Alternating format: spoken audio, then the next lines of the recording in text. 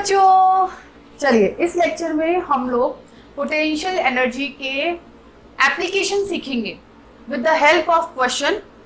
और ये जो सारे क्वेश्चंस हैं, जो 4-5 क्वेश्चन मैं लूंगी इसमें, वो सारे क्वेश्चन स्टैंडर्ड क्लासरूम क्वेश्चंस हैं जिनकी मदद से आप शीट का कोई भी सवाल उठाएं, डीपी का कोई भी सवाल उठाएं या टेस्ट पेपर का कोई भी क्वेश्चन करें, वो आपसे इजीली हो जाएगा। ठीक है, तो आपको ये वीडियो बीच में नहीं छोड़ना है, पूरा एंड तक देखें, पूरे सारे सवाल को अटेम्प्ट करें और अगर आपसे कोई सवाल हो जाता है तो उसका एक्सप्लेनेशन आप स्किप करके आगे बढ़ जाएं। ठीक है, तो चलिए मूव करते हैं क्वेश्चन की तरफ।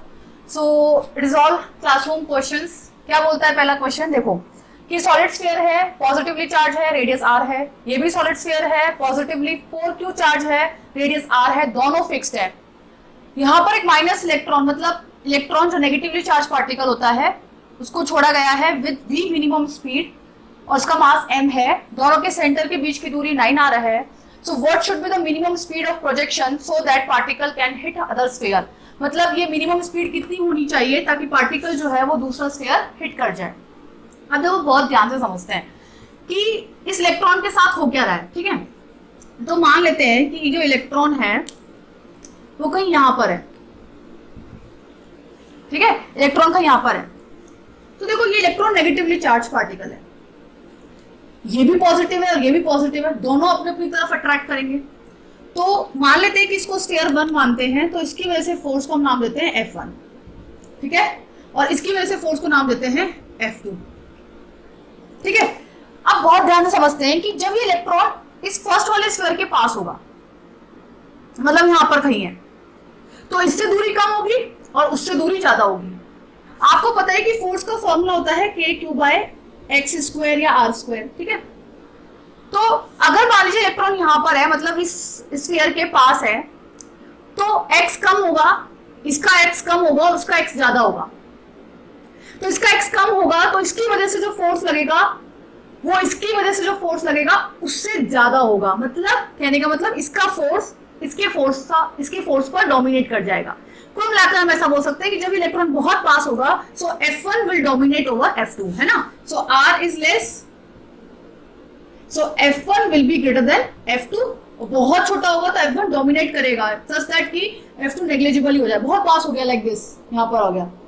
ठीक है, चलिए अब अगर बात करते हैं कि जैसे जैसे वो इलेक्ट्रॉन यहाँ पर मूव करेगा, है ना, यहाँ पर कहीं है, तो इससे दूरी बढ़ गई और इससे दूरी कम रह गई। तो हम बोलेंगे जब R बड़ा होगा तो हम बोलेंगे F2 विल डोमिनेट F1। तो इसका मतलब कहीं ना कहीं बीच में एक ऐसा पॉइंट मिला होगा, जब इसको पॉइंट P मान लेते हैं, जब F1 किसके बराबर हुआ होगा? F2, जहां पर इलेक्ट्रिक फील्ड क्या हो गया होगा दोनों स्फीयर की वजह से 0, और दोनों सॉलिड स्फीयर है। ठीक है, चलिए तो बहुत ध्यान समझते हैं कि मान लीजिए ये वो पॉइंट है जहां पर F1 किसके बराबर हो गया? F2 के बराबर हो गया। ठीक है, अब अगर मैं इंश्योर कर लूं कि यहां से मैंने पार्टिकल को फेंका v मिनिमम स्पीड, मैं इतनी स्पीड दे दूं उस पार्टिकल को उसकी सरफेस से ताकि इलेक्ट्रॉन यहां पहुंच जाए। इसको यहां पर स्पीड देना जरूरी है। क्यों देना जरूरी है? क्योंकि अगर आप जब तक स्पीड नहीं दोगे तब तक ये पार्टिकल जो है ये आगे मूव करेगा ही नहीं। क्यों मूव नहीं करेगा? क्योंकि मान लो आपने इलेक्ट्रॉन को थोड़ा सा आगे खिसका के छोड़ दिया तो वेलोसिटी है नहीं, F1 डोमिनेट कर रहा है, F1 बड़ा है, तो ये वापस उस स्फीयर की तरफ खिंचा हुआ चला जाएगा।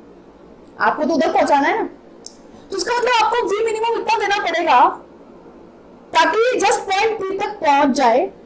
उसके बाद क्या होगा कि अगर जस्ट क्रॉस करा, मतलब बिल्कुल जस्ट यहाँ पर क्रॉस करके आया है आगे, तो उस पॉइंट के बाद F2 जो है वो F1 से बड़ा हो जाएगा। तो उसके पास अगर वेलोसिटी नहीं भी होगी तब भी फोर्स की वजह से वो उस स्फीयर पे पहुंच जाएगा। आई बात समझ में? अगर आपने सीधा इतनी वेलोसिटी दे दी कि वो सीधा वहां पहुंच जाए, है ना, आपने बोला कि नहीं पॉइंट बी से क्या मतलब है, हमें तो सीधा वहां पहुंचाना है, तो उस केस में जो वेलोसिटी मिनिमम होगी, जो वेलोसिटी होगी वो मिनिमम ही निकल के आएगी। आपको मिनिमम इंश्योर करना है, मिनिमम इंश्योर करना है। तो मिनिमम के लिए क्या करोगे कि आप उतना ही काम करोगे, उतना ही खर्चा करोगे जितनी जरूरत है। तो आप पॉइंट बी तक पहुंचा दो और उसके बाद का सारा काम ये स्फीयर ऑटोमेटिकली कर लेगा, वो स्फीयर अपने आप खींच लेगा उसको। और यहां से आप तक क्यों स्पीड देनी पड़ रही है? इसका हाल ठीक वैसा ही है जैसे कि अगर एक बॉल को मैं v वेलोसिटी से छोड़ दूं तो वो जमीन जमीन की तरफ मूव करेगी क्योंकि ग्रेविटी नीचे लग रही है। अगर मुझे मान लो बॉल किसी को ऊपर छत पे पहुंचानी है तो मुझे वेलोसिटी ऊपर देनी पड़ेगी ना, फोर्स भले ही नीचे लग रहा है लेकिन मैं जबरदस्ती उस फोर्स के अगेंस्ट वेलोसिटी देके उस बॉल को ऊपर मूव करा सकती हूँ ना। तो ठीक वैसे ही कि इस इलेक्ट्रॉन पे जब भी पास है तो उस पर फोर्स इस तरफ लग रहा है, बट मैं वेलोसिटी देके उसको उधर मूव करा सकती हूँ। तो पॉइंट पी तक तो आपको पहुंचाना पड़ेगा और पॉइंट पी के बाद ये जो स्फीयर है ये अपने आप खींच लेगा। This is the moral of the question, ठीक है, स्टोरी ऑफ द क्वेश्चन, ठीक है। चलिए तो पॉइंट पी खोजते हैं कि पॉइंट पी कैसे निकालेंगे। तो पॉइंट पी को कैसे निकालेंगे कि जब दोनों के फोर्स क्या हो जाएंगे बराबर। तो मान लीजिए ये दूरी क्या है, ये दूरी लेट से x है और ये दूरी कितनी हो जाएगी फिर 9r माइनस x, ठीक है। चलिए तो आप क्या लिखेंगे, लेफ्ट साइड वाला force equals to right side वाला force, so k cube by X square equals to k cube by 9r minus x का स्क्वायर। फोर्स की बात करेंगे तो आपको इलेक्ट्रॉन से मल्टीप्लाई करना पड़ेगा और यहाँ पर इसका चार्ज कितना था 4q, सो 4q आएगा और इलेक्ट्रॉन आएगा, ठीक है। k Q divided bye r square, तो यहाँ x मान लिया अपन ने और यहाँ से दूरी कितनी मान ली 9r माइनस x, क्योंकि दोनों के बीच की दूरी थी 9r, तो 9r माइनस x। अब जब उसको सॉल्व करेंगे तो इक्वेशन बनेगी 1/x स्क्वायर, क्योंकि e के क्यू कट जाएगा equals to 4/9r minus x का स्क्वायर। स्क्वायर रूट ले लो तो 1/x equals to 2/9r minus x, ठीक है ना। प्लस माइनस साइन के साथ लेंगे तो प्लस साइन के साथ लेंगे तो ये बनेगा, माइनस साइन के साथ लेंगे तो वो आंसर जो है वो आपका इनवैलिड आएगा, ठीक है। आप करके देख सकते हैं।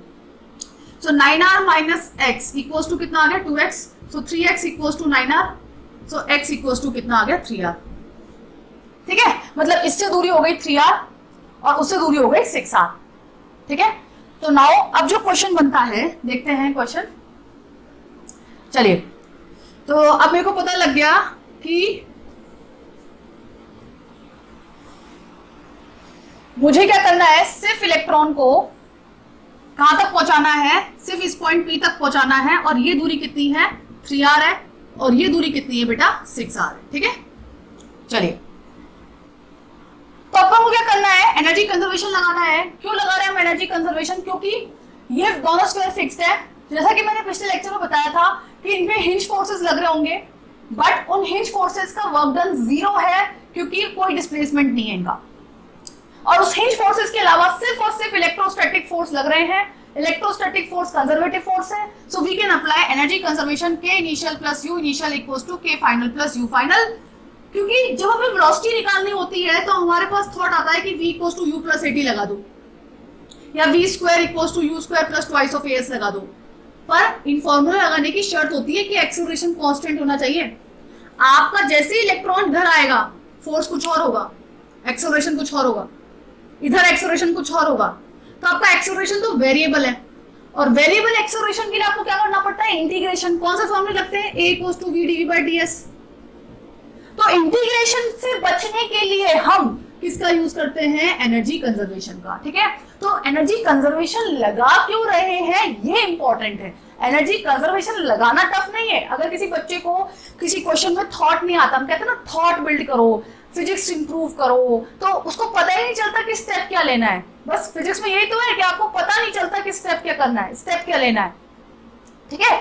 तो स्टेप कैसे समझ में आया कि भाई वेलोसिटी वर्ड सबसे पहले आता है रेक्टिलिनियर मोशन या 1D मोशन या काइनेमेटिक्स मोशन में आता है, तो वहां पर आप ये वाले फॉर्मूले लगाते थे। बट अब यहाँ पर ये क्यों नहीं लगा सकते, क्योंकि एक्सेलरेशन आपके कांस्टेंट नहीं है। ये हम लगा सकते हैं बट लगाना नहीं चाह रहे क्योंकि इंटीग्रेशन करना पड़ेगा। बट यहाँ पर हमें इंटीग्रेशन से बचने के लिए कौन हमारी रेस्क्यू के लिए आता है, एनर्जी कंजर्वेशन, ठीक है। So energy conservation we will apply. देखते हैं एनर्जी कंजर्वेशन क्या बोलता है। तो देखो यहाँ पर मान लो इसको इनिशियल पॉइंट मान रही हूँ मैं, so it is initial point. यहाँ पर मैंने वेलोसिटी v मिनिमम दी, so I write k initial means half m v minimum का स्क्वायर, ठीक है। u इनिशियल सो आपको सिखाया था पिछले लेक्चर में, it is q into v initial equals to q की जगह क्या आएगा, माइनस इलेक्ट्रॉन। चार्ज कितना है, माइनस इलेक्ट्रॉन, ठीक है ना। तो minus c into v initial है ना, उस इलेक्ट्रॉन का और मल्टीप्लाइड बाय इस पॉइंट पे potential equals to k final. बस जीरो कर दो यहाँ पर, स्पीड पहुंचते पहुंचते बस जीरो हो जाए। उसके मतलब जीरो का मतलब जस्ट इस पॉइंट को क्रॉस कर जाए बस, उसके बाद ये इसको खींच लेगा, so that will be close to zero. So zero कर दो, जीरो रखोगे तब ये चीज मिनिमम निकलेगी।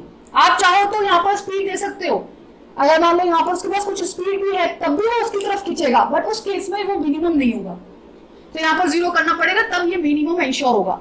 और यू फाइनल में क्या आएगा, minus E into V final. ठीक है, वी फाइनल पे इस पॉइंट पे आपको पोटेंशियल लिखना है। तो चलिए इस पॉइंट पे पोटेंशियल लिखते हैं। तो आपको पता है कि किसी सॉलिड स्फीयर के, ठीक है, सरफेस पे पोटेंशियल कितना होता है, के क्यूब है उसकी रेडियस आर, लेकिन इसके तो कितनी दूरी पर है, तो ये दूरी कितनी है बेटा, तो 9r पूरा है, उसमें से ये r माइनस करेंगे तो ये दूरी कितनी हो जाएगी, 8r। So I will write half m v minimum का स्क्वायर प्लस माइनस e, ठीक है, माइनस e के, इसका चार्ज कितना है q, इसकी रेडियस कितनी है r, ठीक है, इसकी वजह से इस पॉइंट पे लिख लिया। अब इसकी वजह से इस पॉइंट पे लिखते हैं, तो इसका चार्ज है 4q और दूरी कितनी है 8r, equals to 0 plus minus E, V final लिखते हैं। तो वी फाइनल में क्या आएगा, इससे दूरी कितनी है बेटा 3r, ठीक है, सो के क्यू बाय 3r, और इससे दूरी कितनी है के 4q बाय 6r, ठीक है। इसको फर्दर सॉल्व करेंगे, बहुत इजीली ये माइनस हो जाएगा, ठीक है, और माइनस करने के बाद आप इसको, जैसे मैं सॉल्व कर देती हूँ, चलो, हाफ m v मिनिमम का स्क्वायर इक्वल्स टू, ठीक है, यहाँ पर माइनस ई, के क्यू तो अपन ले ही लेते हैं common, minus K Q by are. चलिए अब यहाँ पर 1/3 प्लस 4/6, ठीक है ना, -1 एंड -4/8, ठीक है। अब इसको सॉल्व कर लेंगे, बहुत इजी है। हाफ m v मिनिमम का square equals to E K Q divided by R with minus sign. चलिए यहाँ पर सॉल्व करते हैं। सो 6 8 2 जा 16, 8 3 जा 24, ठीक है, 3 8 जा 24, 6 4 जा 4 4 जा 16, माइनस 24 माइनस 8 3 3 4 जा 12, ठीक है। आई थिंक 1 हो रहा है शायद, ठीक है, देखते हैं। 16 plus 8, 16 plus 8 is 24, minus 24 cancel हो गया, सो इट इज माइनस हाफ, ठीक है ना, हाफ और माइनस हाफ कैंसिल हो जाएगा, तो क्या बच रहा है, ये half m v minimum square equals to minus half, ठीक है, minus E K Q divided by are, ठीक है। तो इसको फर्दर सॉल्व करेंगे तो क्या बनेगा, half of cancel, minus minus cancel, so v minimum equals to under root of K Q E divided by M R, ठीक है। सब आंसर इंश्योर कर लीजिए, ये आंसर होना चाहिए। चलिए मूव करते हैं नेक्स्ट क्वेश्चन की तरफ। चलिए नेक्स्ट क्वेश्चन की तरफ पढ़ते हैं, जो एसएचएम के एप्लीकेशन को भी यूज करेगा, ठीक है ना। और जेई एडवांस के लिए बेटा आप चैप्टर्स छोड़ के नहीं जा सकते कि मुझे एसएचएम नहीं आता तो मैं छोड़ के चला जाता हूँ। आपको बेसिक तो आना ही चाहिए, मतलब एक बहुत ही 11th-12th के लेवल का तो बिल्कुल आना ही चाहिए हर चैप्टर। क्योंकि क्या होता है, जैसे आपका इलेक्ट्रोस्टैट्स बहुत अच्छा है बट आपका एसएचएम खराब है, बट क्वेश्चन जो पूछा गया है वो इलेक्ट्रोस्टैट्स प्लस एसएचएम पे बेस्ड पूछा गया है, तो आपका क्वेश्चन खराब हो जाएगा। तो इसलिए आई विल सजेस्ट कि हर चैप्टर के बेसिक्स आपको बिल्कुल क्लियर होने चाहिए, मतलब 11th-12th के लेवल तक का तो आना चाहिए। चलिए आगे बढ़ते हैं इस क्वेश्चन की तरफ। तो इसमें एक सॉलिड स्फीयर है जो फिक्स्ड है, चार्ज क्यू है, पॉजिटिवली चार्ज है, एक इलेक्ट्रॉन है जो उसके बिल्कुल एज पे रखा हुआ है सरफेस पर, रेस्ट पे है, उसका मास m है। नैरो टनल, बहुत ही पतली सुरंग होता है ना, सड़कों के बीच में सुरंग निकलती है, तो वैसे एक सॉलिड स्फीयर के बीच में एक सुरंग निकाली गई है। नेग्लेक्ट वॉल्यूम ऑफ टनल, जो वॉल्यूम है वो बिल्कुल नेग्लिजिबल है, मतलब स्लीक लाइन की तरह आप मान सकते हो, स्लीक लाइन है ना, बहुत लाइन की तरह मान सकते हो। Very thin, find speed with which point charge will cross the origin and the time at which will cross the origin, ठीक है। तो आपको निकालना है फिर से कि स्पीड जिससे ये ओरिजिन को क्रॉस करेगा। तो बहुत अच्छी बात या बहुत सिंपल सी बात ये है कि भाई ये नेगेटिवली चार्ज है, ये पॉजिटिवली चार्ज है, तो आपको पता है कि ये इलेक्ट्रॉन पे जो फोर्स लगेगा, वो फोर्स जो है वो लगेगा इस तरफ, देखो फोर्स जो है वो लगेगा इस तरफ, है, मेरे को रेड पेन नहीं मिल रहा अभी, तो फोर्स इस तरफ लगेगा, तो ये भगा भगा आएगा इसकी तरफ और पॉइंट ओ पे एक वेलोसिटी गेन कर लेगा जिसको हम बोल रहे हैं v, और वो वेलोसिटी निकालनी है जो ओरिजिन से पास होते वक्त होगी। तो फिर से आप जानते हैं कि फिक्स्ड है, हिंज फोर्सेस लग रहे होंगे, किसी ना किसी हिंज से हमने सॉलिड स्फीयर को फिक्स किया हुआ है, बट सॉलिड स्फीयर मूव नहीं कर रहा है, तो उस हिंज फोर्स का वर्क डन जीरो है, मतलब नॉन कंजर्वेटिव फोर्सेस के वर्क डन हमने जीरो इंश्योर कर लिए। उसके अलावा इलेक्ट्रॉन और सॉलिड स्फीयर के बीच में इलेक्ट्रोस्टैटिक फोर्स लगेगा। इलेक्ट्रोस्टैटिक फोर्स एक कंजर्वेटिव फोर्स है जिसकी प्रेजेंस में हम एनर्जी कंजर्वेशन लगा सकते हैं। तो आपके लिए एक बढ़िया तरीका हो गया K initial plus U initial equals to K final plus U final. Initial velocity zero, U initial तो आपको पता है इट इज माइनस इलेक्ट्रॉन, ठीक है, और यहां पर पोटेंशियल कितना होता है के क्यू बाय आर।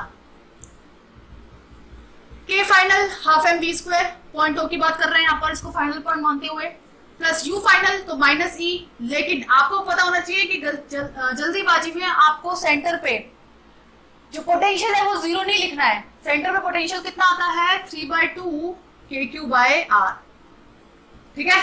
तो जब आप इसको सॉल्व करेंगे तो half M V square equals to, ठीक है, देखते हैं यहाँ पर ये आ रहा है के क्यू बाय आर, ठीक है, ई, और ये हो गया -3/2 प्लस 1, अपन सही कर रहे हैं, माइनस इलेक्ट्रॉन प्लस चार्ज है माइनस ई, ओके। यहां पर half M V square right hand side पे है, तो हाफ एम वी स्क्वायर, तो यहां पर माइनस आएगा, राइट। चलिए आगे बढ़ते हैं। तो इसके बाद इसको सॉल्व करेंगे तो हाफ बनेगा, यहाँ पर हाफ हाफ कैंसिल हो जाएगा, so we will be under root of K Q E divided by M R, ठीक है। ये वेलोसिटी हो गई आपकी। अब इसका सेकंड पार्ट टफ है, time at which it will cross the origin. अब देखो टाइम के लिए आपको समझ में आता है कि आप ऐसे फॉर्मूले लगा दो कि v equals to u plus AT types, लेकिन ये फॉर्मूले क्यों नहीं लग सकते, क्योंकि एक्सेलरेशन यहाँ पर कांस्टेंट नहीं है। आप जानते हैं कि सरफेस पे फोर्स कुछ और होगा, अंदर फोर्स कुछ और होगा, यहाँ फोर्स कुछ और होगा, और ओरिजिन पे आते आते तो बिल्कुल क्या हो जाएगा जीरो, क्योंकि आपको पता है कि अंदर मतलब सॉलिड स्फीयर के अंदर जो इलेक्ट्रिक फील्ड होता है उसको कैसे लिखते हैं, K Q small R divided by R cube. ये मैंने सिखाया है लेक्चर में, आप प्रीवियस लेक्चर्स में जाके इंश्योर कर सकते हैं, जहां मैंने सिखाया है, जहां मैंने क्या सिखाया है, electric field due to solid sphere, अंदर और बाहर, अंदर वाले पॉइंट्स मतलब स्फीयर के अंदर और बाहर। So it is depending upon R, मतलब इस दूरी पे डिपेंड करेगा कि इलेक्ट्रॉन कितना दूर है। तो आर पे डिपेंड करेगा, इसका मतलब आर बड़ा होगा तो फोर्स ज्यादा होगा, आर बिल्कुल जीरो हो जाएगा तो फोर्स जीरो हो जाएगा। तो एक्सेलरेशन वेरिएबल है तो हम ये नहीं लगा सकते, ठीक है। तो आपको ये समझना है कि भाई आपको लगाना पड़ेगा acceleration equals to DV by D, ठीक है। तो उसके लिए एक्सेलरेशन निकालना पड़ेगा, तो किसी मोमेंट एक्स पे निकालते हैं एक्सेलरेशन, देखते हैं एक बार। किसी मोमेंट एक्स पे, रेड पेन कहाँ गया, ये रहा, मिल गया। चलिए, तो किसी मोमेंट पे एक्स पर, मान लीजिए यहाँ पर ये दूरी इलेक्ट्रॉन आ गया और इस एक्स पे हम फोर्स लिखते हैं, तो फोर्स कैसे लिखेंगे देखते हैं।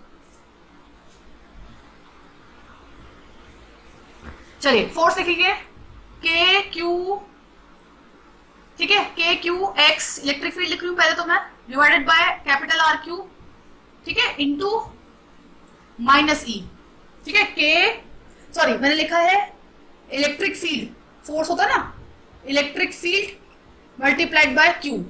तो किस पे फोर्स लिख रहे हैं, इलेक्ट्रॉन पर, इलेक्ट्रिक फील्ड लिखा उस पॉइंट पर, ठीक है।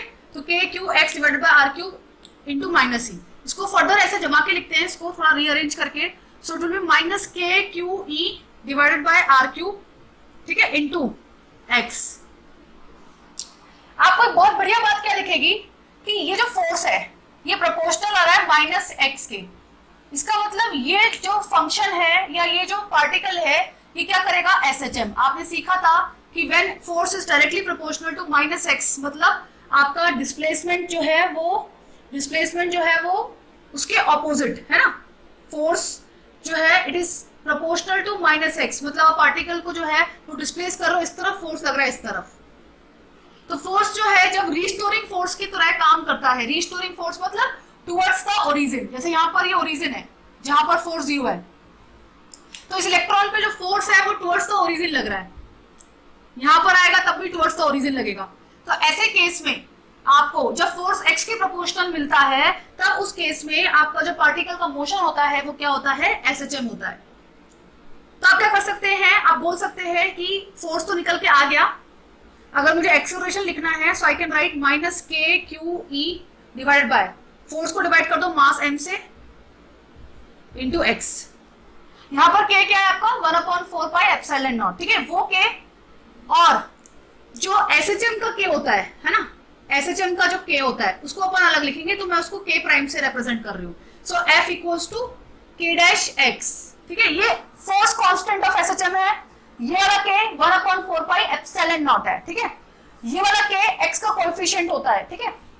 चलिए, तो अपना ये जो है ये किसकी तरह बिहेव करेगा, हमारा K प्राइम की तरह बिहेव करेगा। और हम कह सकते हैं कि K प्राइम यानी कि X का कोएफिशिएंट बेसिकली अगर मैं इसको कंपेयर करूं किससे, माइनस ओमेगा स्क्वायर एक्स से, ठीक है, माइनस ओमेगा स्क्वायर एक्स से, तो मैं ऐसा बोल सकती हूँ कि ये जो चीज है ये क्या हो गई हमारी omega square, sorry K prime गलत लिख दिया, K प्राइम यहाँ पर आएगा ओमेगा स्क्वायर आएगा, क्योंकि acceleration equals to minus omega square X होता है, तो x का कोएफिशिएंट किसकी तरह बिहेव करेगा, ओमेगा स्क्वायर की तरह। अब now I know that time period is what. अब देखो यहां से इलेक्ट्रॉन स्टार्ट हुआ तो इसका मतलब एम्पलीट्यूड पर है ना, पार्टिकल जो है ये ओरिजिन हो गया, ये पॉजिटिव एक्सट्रीम हो गया, तो यहां से यहां तक T/4, यहां से यहां तक T/4, वापस लौटते वक्त T/4 और यहां से यहां तक T/4। टोटल टाइम पीरियड होता है 2 पाई अंडर रूट m/k। यहाँ पर हमारा K जो है वो हमने 4 पाई एप्सिलॉन नॉट माना हुआ है, तो यहाँ पर जो K होता है वो होता है फोर्स कांस्टेंट ऑफ SHM, मतलब K प्राइम होगा, K प्राइम, ठीक है। तो आगे बात करते हैं। सो टाइम पीरियड को क्या लिख सकते हैं, तो हम यहाँ पर बोलेंगे कि बस हमें यहाँ से यहाँ तक का टाइम निकालना है, मतलब इस H से इस H तक, तो it will be T/4, so it will be 2 pi 4 under root m/k prime की वैल्यू कितनी हो गई, K QE divided by R3, और इस R3 को ऊपर लेके जाएंगे, so it will be π/2 under root mR3 divided by K QE, ठीक है। इसको ऐसे भी समझ सकते थे कि टाइम पीरियड जो होता है वो 2 पाई ओमेगा होता है, अगर किसी को ये फॉर्मूला याद नहीं हो रहा तो 2 पाई ओमेगा से भी याद रख सकता है, और ओमेगा में वही चीज बन रही है 2 पाई ओमेगा, ठीक है। So it will be under root of mR3 divided by K QE। तो कोई डायरेक्टली ये वाला फॉर्मूला लगा के K प्राइम को डायरेक्ट पुट कर सकता था, और कोई एक्सेलरेशन निकाल के उसके x के कोएफिशिएंट को ओमेगा स्क्वायर से कंपेयर करके टाइम पीरियड को 2 पाई ओमेगा बोल सकता था। ध्यान रहे कि ये टोटल टाइम पीरियड है पूरे चक्कर का, बट मुझे तो सिर्फ यहाँ से यहाँ तक निकालना है, तो मुझे बाय 4 करना पड़ेगा, बाय 4 करना पड़ेगा और बाय 4 करना पड़ेगा, तब जाके आपका आंसर मैच करेगा। तो आपने समझा कि सेकेंड पार्ट के लिए आपके लिए SHM की नॉलेज होना बहुत इंपॉर्टेंट है। चलिए मूव करते हैं नेक्स्ट क्वेश्चन की तरफ। चलिए बच्चों बढ़ते हैं नेक्स्ट क्वेश्चन की तरफ, और ये क्वेश्चन बहुत अच्छा क्वेश्चन है क्योंकि ये इलेक्ट्रोस्टैटिक्स और आरबीडी को इन्वॉल्व करता है, और आरबीडी के भी कौन से पार्ट को, एंगुलर मोमेंटम को। तो फिर से अगेन मैं अपना स्टेटमेंट रिपीट करूंगी कि अगर आप सिर्फ कुछ चैप्टर्स छोड़ के जाएंगे अगर जेईई एडवांस में, इनफैक्ट जेईई मेंस में भी, तो आपको दिक्कत हो सकती है। जैसे कि अगर एग्जाम्पल में ये क्वेश्चन आता है आपके जेईई एडवांस में और आपको इलेक्ट्रोस्टैटिक्स बहुत अच्छे से आता है बट आरबीडी नहीं आता है, तो आरबीडी के जरा से बेसिक कॉन्सेप्ट ना आने के कारण आपका इलेक्ट्रोस्टैट्स का क्वेश्चन भी खराब हो सकता है, ठीक है। तो आपको बेसिक्स जो है कम से कम 11-12 के लेवल तक का, जो एनसीईआरटी लेवल तक का होता है, वो आप जरूर करें, ठीक है। चलिए आगे बढ़ते हैं।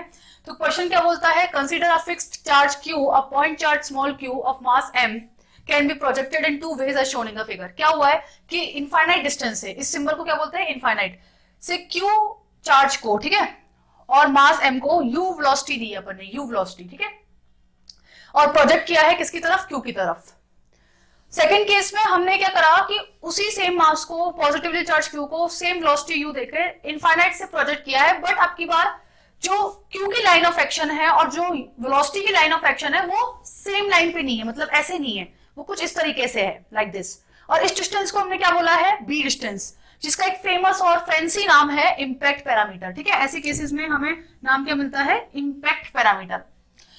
If the minimum distance between two charged particle is twice of that in the first case, मतलब in second case है ना, ये in second case की बात हो रही है, तो क्या होगा कि देखो आपने बोला कि भाई दोनों पॉजिटिवली चार्ज हैं, तो ये Q जो है ये अपनी इच्छा से तो Q के पास जाएगा नहीं, आपने वेलोसिटी दी है, इसके कारण वो जबरदस्ती मजबूरी के कारण वो Q के पास जा रहा है, बट जैसे जैसे वो पास जाएगा उसमें फोर्स तो इस तरफ लगेगा, कंटिन्यूअस इलेक्ट्रोस्टैटिक फोर्स, तो उसकी स्पीड घटेगी घटेगी घटेगी और एक पॉइंट ऐसा आएगा जब उसकी वेलोसिटी 0 हो जाएगी।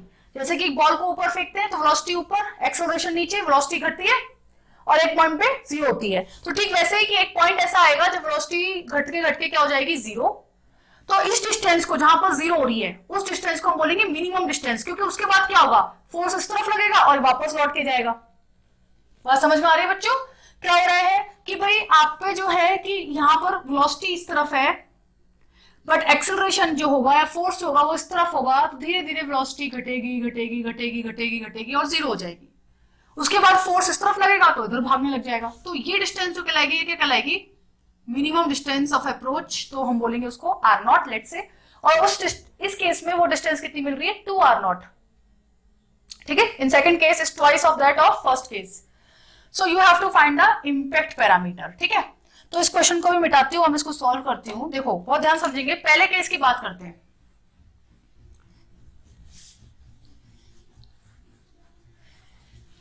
पहले केस में क्या था बच्चों, देखो इधर, पहले केस में एक पार्टिकल Q मास m पॉजिटिवली चार्ज था, अपनी इच्छा से वो Q के पास नहीं जाता। ठीक है, अपनी इच्छा से वो Q के पास नहीं जाता, तो आपने वेलोसिटी दी है u, जिसके कारण वो कुछ डिस्टेंस तक जाएगा, पर उसकी वेलोसिटी धीरे धीरे कम होकर जीरो हो जाएगी। और उस पॉइंट पर मान लो यहाँ पर ये इनफाइनाइट डिस्टेंस थी, बट यहाँ पर आके कितनी दूरी पे, आर नॉट आके उसकी वेलोसिटी हो जाती है जीरो। ठीक है ना, v हो जाता है जीरो। और इस पॉइंट को हम नाम देते हैं इम्पैक्ट, इस पॉइंट को नाम दे रहे हैं हम मिनिमम डिस्टेंस ऑफ अप्रोच। ठीक है, तो इनफाइनाइट से यहां तक के बीच में आप एनर्जी कंजर्वेशन लगा सकते हो। क्यों लगा सकते हो, क्योंकि ये तो फिक्स था, तो इस पे हिंज फोर्सेस लग भी रहे होंगे, तो उसका वर्क डन जीरो है। और इन दोनों के बीच में सिर्फ और सिर्फ क्या लग रहा है, इलेक्ट्रोस्टैटिक फोर्स। तो आप लगा सकते हो K initial plus U initial equals to K final plus U final.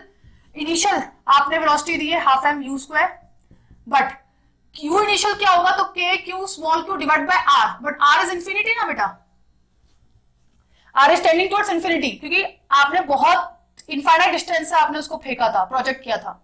तो आर इंफिनिटी मतलब ये टर्म क्या हो जाएगा, tends to zero, equals to K final.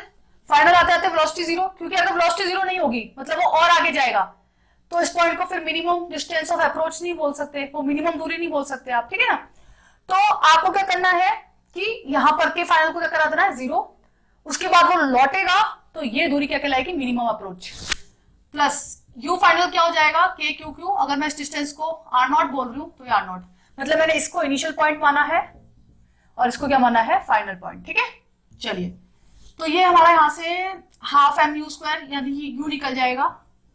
जो भी हमें जरूरत पड़ेगी वो हम देख लेंगे बाद में। दूसरे केस में क्या हो रहा है वो समझते हैं। तो दूसरे केस की बात करते हैं।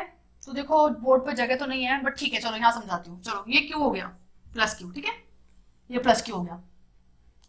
तो यहां पर अगर मैं बात करूं कि पार्टिकल को तो ऐसे फेंका गया था, मतलब लाइन ज्वाइनिंग जो था वो सेंटर टू सेंटर नहीं था, कुछ इस तरीके से था, क्यू यहां पर, और पार्टिकल को प्रोजेक्ट ऐसे किया गया। ठीक है, तो वहां तो क्या था कि वेलोसिटी और एक्सेलरेशन आपका ठीक 180 डिग्री एंगल बना रहा था, तो पाथ कैसा था, स्ट्रेट लाइन। यहां पर वेलोसिटी यानी कि यू तो इस तरफ है, ठीक है, और जो एक्सेलरेशन होगा, क्योंकि आपको दोनों पॉजिटिवली चार्ज मिले हैं, तो एक्सेलरेशन होगा वो कुछ इस तरह से होगा, मतलब ये एक्सेलरेशन है और इस डायरेक्शन में आपकी वेलोसिटी होगी। तो जब एंगल ना तो 0 डिग्री हो ना 180 डिग्री हो, ना तो एंगल 0 डिग्री मतलब वेलोसिटी और एक्सेलरेशन के बीच में एंगल ना तो 0 डिग्री हो ना 180 डिग्री हो, तो उस केस में पाथ कैसा होता है, पैराबोलिक। तो आप v वेलोसिटी इस तरफ, एक्सेलरेशन इस तरफ, तो कुछ इस तरह से आपका पाथ जाएगा। अब मिनिमम डिस्टेंस कब बोलते हैं, जब वेलोसिटी वेक्टर जो है और r वेक्टर के बीच में, वेलोसिटी वेक्टर और r वेक्टर के बीच में एंगल कितना हो जाएगा बेटा, 90 डिग्री। तो इस डिस्टेंस को हमने क्या बोला है, 2r0। ठीक है ना, क्योंकि अगर 90 डिग्री नहीं होगा तो जैसे इससे पहले की बात करेंगे तो हमें ऐसा लगेगा अप्रोच कर रहा है, तो मतलब दूरी अभी और कम होगी, और इस पॉइंट के बाद क्या होगा, वो दूर भाग रहा है, दूरी बढ़ेगी, तो इस पॉइंट को हम क्या बोल देंगे, मिनिमम अप्रोच। ये कॉन्सेप्ट जो है ये आपका जो आरबीडी है उससे पहले वाले पार्ट में आता है, जहां हम रिलेटिव मोशन में पढ़ते हैं कि वेलोसिटी वेक्टर और आर वेक्टर के बीच में, आर वेक्टर मतलब ये वाला वेक्टर हो जाएगा ना, तो उसके बीच में 90 डिग्री का एंगल है, मतलब दूरी ना तो घटेगी ना बढ़ेगी उस मोमेंट पे, और उसको बोल देंगे मिनिमम डिस्टेंस ऑफ अप्रोच। अब यहां पर आपको एक चीज लगानी पड़ेगी, वो क्या है कि आपको ये वेलोसिटी चाहिए, है ना भाई। वहां तो आपने इस वेलोसिटी को 0 मान लिया था, बट यहां पर वो वेलोसिटी 0 नहीं होगी, तो आपने इसको v मानना पड़ेगा, और ये यहां पर वेलोसिटी क्या थी, u। अब तो वो और आगे जाएगा ना, ठीक है, चलिए। तो उस केस में क्या हुआ कि आप समझिए कि अगर मैं बात करूं कि क्यू फिक्स्ड है, तो मैं ऐसा बोल सकती हूँ कि जो फोर्स है ना, फोर्स, या ऐसा बोल दो उस फोर्स का जो टॉर्क होगा वो हमेशा जीरो होगा। क्यों जीरो होगा? क्योंकि देखो ये अभी इस समय फोर्स लग रहा है इस डायरेक्शन में, है ना, और ये आपका कहलाएगा इस मोमेंट पे आर वेक्टर। ठीक है, आर वेक्टर। तो आर क्रॉस एफ के बीच में एंगल क्या हो गया? जीरो। तो टॉर्क आपका क्या हो गया? जीरो। जब किसी फिक्स्ड पॉइंट के अबाउट टॉर्क जीरो होता है तो हम कंजर्वेशन ऑफ एंगुलर मोमेंटम लगा सकते हैं। ठीक है, तो कंजर्वेशन ऑफ एंगुलर मोमेंटम लगाएंगे। ये ठीक वैसा ही कॉन्सेप्ट है जो इलिप्टिकल पाथ में ग्रेविटेशन चैप्टर पे हम लगाते थे कि मान लीजिए सन है, ठीक है, तो वेलोसिटी वेक्टर के बीच में एंगल चेंज होते रहते थे, तो हम क्या करते थे? एंगुलर मोमेंटम कंजर्वेशन लगाते थे। ठीक है, याद करिए, हम कहते थे कि भैया फोर्स ऑफ अट्रैक्शन तो टुवर्ड्स सन ही होगा हमेशा। ठीक है, सन ही होगा, तो उस फोर्स का जो वेक्टर है वो हमेशा सन से पास करेगा, यानी कि पॉइंट से पास कर जाएगा, तो उस पॉइंट के अबाउट टॉर्क क्या हो जाएगा? जीरो। और इस सन के अबाउट, इस पॉइंट के अबाउट हम क्या कर सकते हैं? एंगुलर मोमेंटम कंजर्वेशन लगा सकते हैं। ठीक वही पॉइंट है कि हमें क्या करना है, हमें इस v को निकालना है। सबसे बड़ा टारगेट क्या है? v को निकालना है, क्योंकि वहां तो v अपना जीरो हो गया था, लेकिन यहाँ v जीरो नहीं होगा। ठीक है, तो आपका v जीरो नहीं होगा क्योंकि परफेक्टली 180 डिग्री एंगल था नहीं। तो यहाँ पर v निकालने के लिए आपको क्या करना पड़ेगा? इस पॉइंट और इस पॉइंट के बीच में एंगुलर मोमेंटम कंजर्वेशन लगाना पड़ेगा। और क्यों लगा रहे हैं? क्योंकि फोर्स और आर वेक्टर हमेशा 0 डिग्री एंगल बनाएंगे। ठीक है ना, जैसा आप देखो यहाँ पर मान लो पार्टिकल आ जाता है तो फोर्स कुछ इस तरीके से होगा, फोर्स इस तरीके से होगा, और आर वेक्टर भी उसी लाइन पे होगा। ठीक है, यहाँ पर भी देखिए फोर्स कुछ इस तरीके से होगा और आर वेक्टर भी उसी डायरेक्शन में। तो मतलब उस फोर्स का उस पॉइंट के अबाउट टॉर्क हमेशा जीरो, तो एंगुलर मोमेंटम कंजर्वेशन। तो एंगुलर मोमेंटम कंजर्वेशन क्या बोलता है? L initial equals to L final. तो M V R perpendicular in first case equals to M V R perpendicular in second case. तो पहले velocity u थी और दूरी कितनी थी? दूरी कितनी थी? तो देखते हैं कि आपका जो परपेंडिकुलर दूरी थी, है ना, वो देखो यहां पर, तो आप वेलोसिटी वेक्टर को जब आगे बढ़ाओगे तो ये दूरी आपकी परपेंडिकुलर दूरी थी। वेलोसिटी की लाइन ऑफ एक्शन को जब आप आगे एक्सटेंड करोगे तो आपका ये दूरी जो था ये परपेंडिकुलर दूरी था। ये कहां से आया? ये बेटा आरबीडी के कॉन्सेप्ट से आया, ये आर परपेंडिकुलर है। ठीक है ना, जो आपको दिया था ना, जैसे मान लो यहाँ पर ये पॉइंट पे वेलोसिटी u दी थी, तो उसकी लाइन ऑफ एक्शन को एक्सटेंड करो, q लो और उससे परपेंडिकुलर दूरी निकालो, तो वो b था ना, तो b लिखेंगे। And that will be equals to what? यहाँ पर वेलोसिटी v मानी है mv, और यहाँ पर दूरी कितनी मानी है? 2r0, और वो ऑलरेडी किस पे है? परपेंडिकुलर डायरेक्शन में, वेलोसिटी इस तरफ और आर वेक्टर इस तरफ। ठीक है, तो यहां से आपका क्या निकल गया? यहां से आपका फिर से आपको v निकालना है इन टर्म्स ऑफ u, तो निकल गया ub डिवाइडेड बाय 2r0। चलिए, एंगुलर मोमेंटम कंजर्वेशन लगाने के बाद आपके पास आता है एनर्जी कंजर्वेशन, जो आप सेकंड केस में लगा सकते हो, क्योंकि आपको v निकालना है, इंपैक्ट पैरामीटर, है ना। तो आप कैसे निकालेंगे? देखो, k initial plus u initial equals to k final plus u final. यहां से k इनिशियल क्या निकलेगा? So k initial is half m u square plus u initial infinite दूरी पे था, तो k क्यू बाय r, तो r इनफाइनाइट, तो वो वैल्यू कितनी हो जाएगी? 0, है ना। कैसे लिखेंगे? k q divide by r infinite to tending towards 0। k final half m v square, यहाँ पर वेलोसिटी v है और दूरी कितनी है? 2r0, सो k q divide bye 2r0। तो यहां से half m u square minus half m v square. ठीक है, तो अपन क्या कर सकते हैं? देखो, half m u square minus k q divide bye 2r0, तो k q divide bye r0 को अगर हम हाफ m u स्क्वायर बोल रहे हैं तो इसके डिवाइड बाय 2 करेंगे तो यहाँ मल्टीप्लाई 2 करेंगे तो यहाँ मल्टीप्लाई 2 करेंगे तो ये 1/4 बन जाएगा। सो 1/4 m u स्क्वायर, मतलब इस टर्म को मैंने यहाँ लाके ये लिख दिया equals to half m v square. तो m से m कट गया, half minus 1/4 is 1/4, so 1/4 u square equals to 1/2 u v square. ठीक है, v स्क्वायर। अब यहां से कैंसिल हो जाएगा ये 2। चलिए, तो यहां से क्या बचा? ये v equals to u by root 2। अब हम क्या कर सकते हैं? v को क्या लिख सकते हैं? u बाय रूट 2, तो u कैंसिल, सो b, अच्छा यहां से रूट 2 कैंसिल हो जाएगा, तो b कितना बच जाएगा? Root 2 r0। तो ये हो गया आपका इंपैक्ट पैरामीटर। ठीक है, R0 की टर्म्स में आना चाहिए था, इसीलिए हमने ये स्टेप लिया। ठीक है, चलिए तो इस लेक्चर के लिए इतना ही, अगले लेक्चर में फिर से मिलेंगे। Thank you.